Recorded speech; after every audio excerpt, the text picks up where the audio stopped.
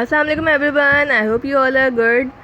So, as you all know that our syllabus for biology in of final term has been finished, and so I thought that today I may make a summarized revision video of all the topics that we have covered in final term, so that if you have missed any of the topics, so your concepts can be cleared by just seeing this video.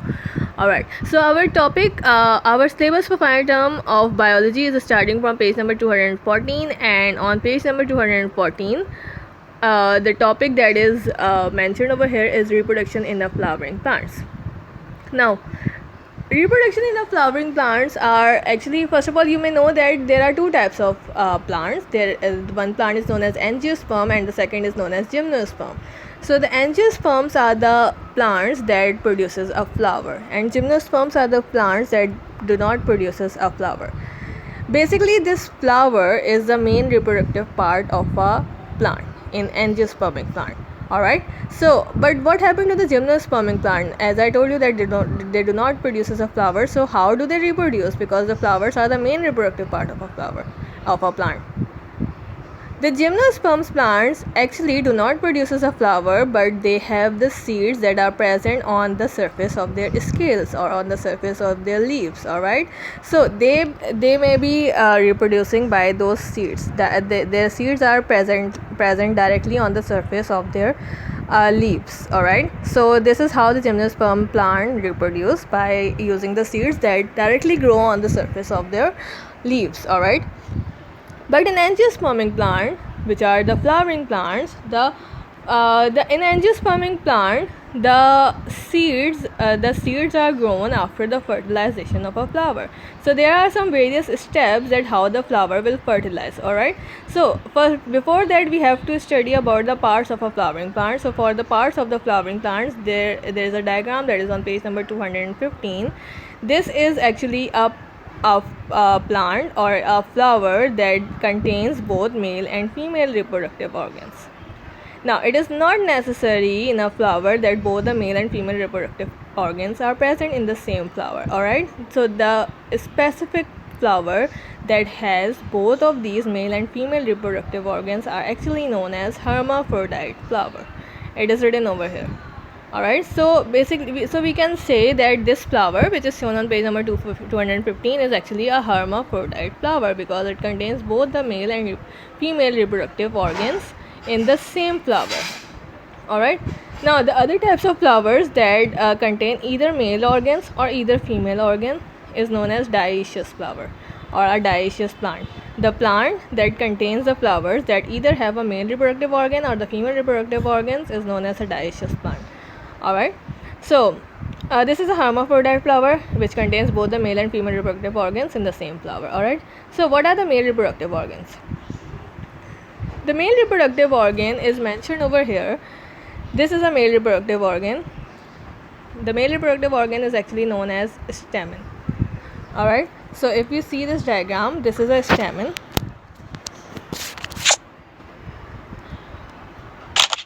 This is a stamen. Alright, this yellow structure is a stamen, and on this yellow structure is actually divided into two parts. This top part is known as anther, and this long elongated tube is known as filament. Alright, so these anther and filament combine together to form a stamen, and stamen is actually the male reproductive part of a flower. Alright, now come to the female reproductive part of a flower. In female reproductive part, the female reproductive part of a flower is known as carpel. Alright, it's mentioned over here. The female reproductive part of a flower is known as carpel. This center part is known as the female reproductive part of a flower. It consists of three parts, which is stigma. This is stigma. This is style, and this is ovary. Alright, so female reproductive part of a flower is actually known as carpel, and carpel consists of three parts, that is stigma, style, ovary. Male reproductive part of a flower is known as stamen, and the stamen consists of anther and filament. Now, this female reproductive part of a flower contains ovary, and inside the ovary there are some small egg-like structures present. These egg-like structures are known as ovules. Alright, these egg-like structures are known as ovules. Now different flowers have different number of ovules. Some of the flowers have only one ovule, some of the flowers have many ovules, some of the flowers have 2 to 14 ovules. Okay, so that is different. Alright, now what actually happens is that these ovules are actually known as female gametes, whereas the pollens are actually the yellow powdered like substance or ball like substance that are present on the top of the anther over here, and they are the male gametes. Okay, so if we say that what are the male gametes, so pollen are actually the male gametes. Alright, and ovules are actually the female gametes. Okay, so as we all know that in order to fertilize, in order to fertilize, these male gametes has to fuse with the female gametes. So basically the pollen has to fuse with the ovules. Now how will they fuse together, that we will see in the next topic. Okay, so the first step of the life cycle of a plant, the life cycle of a plant is mentioned on page number 214, and as you can see, this is the life cycle of a plant. The life cycle of a plant starts with the pollination. This is the first step of a life cycle of a plant.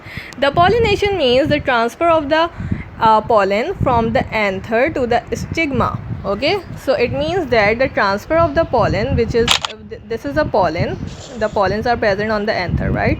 So the transfer of the pollen, or you can say the transfer of the pollen from here to the stigma, is known as pollination, right? This process known as pollination. Now why they have to transfer, that we will study in the next topic, but right now just remember this, that the transfer of the pollen from the anther to the stigma is known as pollination.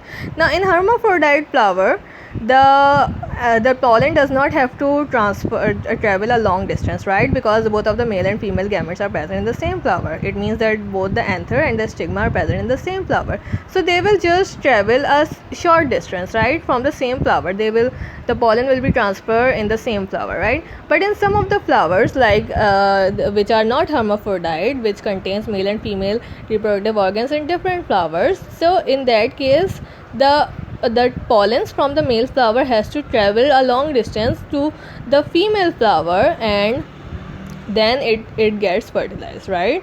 So if the transfer of the anther, if the transfer of the pollen is in the same flower, if the pollens are transferred from anther to the stigma of the same flower, this is known as self-pollination. And if the pollens are transferred from anther to the stigma of the different flower, this is known as cross-pollination.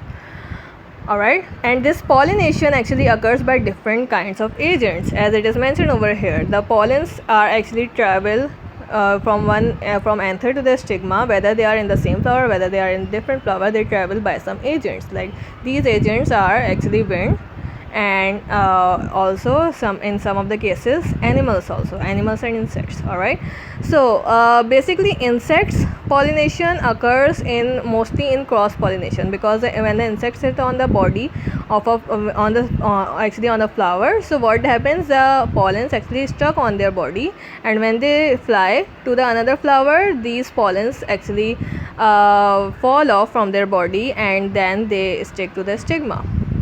So this is how the animals or the insects are helpful in pollination. Alright, so this is the first step of the pollination. This is the first step of the life cycle of a plant. The pollination is the first step of the life cycle of a plant.